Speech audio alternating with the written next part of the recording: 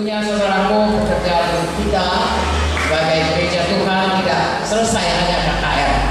Kita harus meneruskannya, saudara semua di sini harus meneruskannya. Karena perintah agung berkata, beritakanlah Injil, kemudian baptiskan mereka. Siapa yang percaya dan dibaptiskan itu diselamatkan. Lalu kemudian dikatakan, jadikan mereka semua murid, ajari mereka firman Tuhan, apa yang sudah diajarkan Tuhan kepada rasul-rasul, ya, supaya diajarkan kepada mereka. Itu sebabnya ada gereja. Kalau misalnya hanya untuk menginjil saja, KKR saja seperti semalam, maka tidak perlu ada gereja. Dulu GKI ini dimulai Pak Munti, sebelum GKI namanya Yayasan Pelayanan Kristen, ICARE. Kebanyakan adalah menginjil, saudaraku. Tapi kemudian ada juga hari Jumat, ya, itu kebaktian. Tapi tidak bisa ada pemuritan, karena itu bukan gereja. Hanya ada sekedar menyampaikan firman Tuhan, ya, untuk membangunkan iman di sana sini.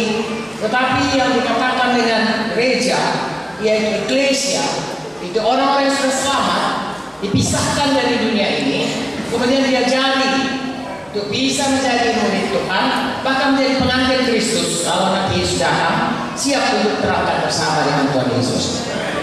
Jadi saudaraku, sesudah ada KKR, saudara harus meneruskan pekerjaan itu. Walaupun banyak yang menerima Yesus, tapi kalau tidak diteruskan, sama seperti saya ini dokter anak, saudaraku. Biasanya kami kalau sudah ada anak lahir di bagian kebidanan, di rumah sakit itu ada bagian kebidanan, ada bagian anak. Kalau dia sudah lahir, maka dia ibunya masih tinggal di bagian kebidanan, tetapi anaknya, walaupun dia tinggal di ruang dengan ibunya, dia sudah masuk bagian kami, bagian anak.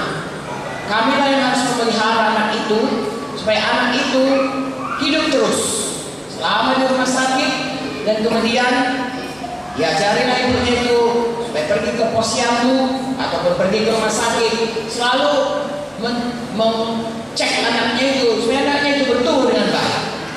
Mengapa?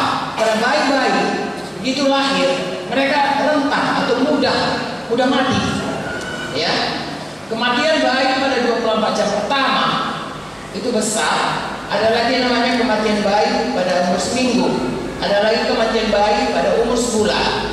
Ada lagi namanya kematian anak umur setahun. Makanya saudara bisa dengar ada balita bawah 3 tahun, ada balita bawah 5 tahun. Kadang mereka itu berbeda-beda.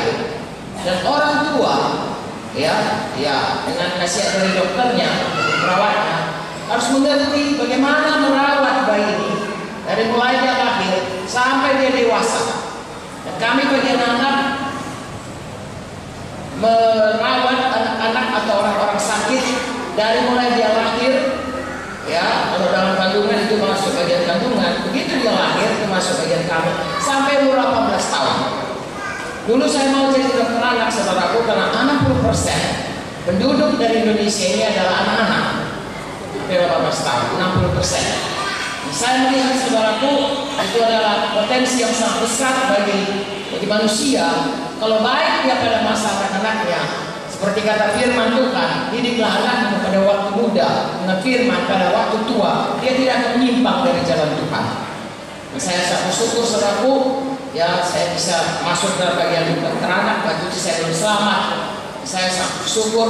Kemudian ada program dari pemerintah, bagaimana ada dibuka posyandu semuanya, saudaraku, mulai dari Bapak Soeharto waktu itu, ya, sehingga bayi-bayi itu mulai dari lahir sampai dia dewasa bisa tumbuh kembang, bisa dirawat dengan baik sehingga bisa sehat, kuat, dan kemudian jadi warga negara yang baik. Itu secara badan. Tapi secara rohani juga, bayi-bayi dari malam mereka lahir baru, yang baru lahir baru, itu seperti bayi. Siapa yang merawatnya? Kalau dalam ilmu kedokteran kami dari bagian ilmu kesehatan anak, tapi dalam rohani yang merawatnya gereja Tuhan. Itulah keluarga daripada orang baru lahir itu. Seorang anak kalau tidak ada keluarga, ya, yang merawatnya, maka anak itu, saudaraku, dapat dipastikan tidak akan bisa bertumbuh dengan baik. Pertama, kesehatannya. Kedua, mentalnya. Ya, bisa-bisa dia selalu jadi orang yang tidak baik pertumbuhannya, bisa jadi preman, bisa jadi orang yang depresi dan lain sebagainya. Karena tidak ada orang tua, bahkan bisa mati seperti saya katakan tadi pada umur yang dini. Nah, saudaraku, itu sebabnya Tuhan memberikan kepada kita perintah. Injili, sudah injili, muridkan, jadikan mereka murid, ajari mereka. Haleluya.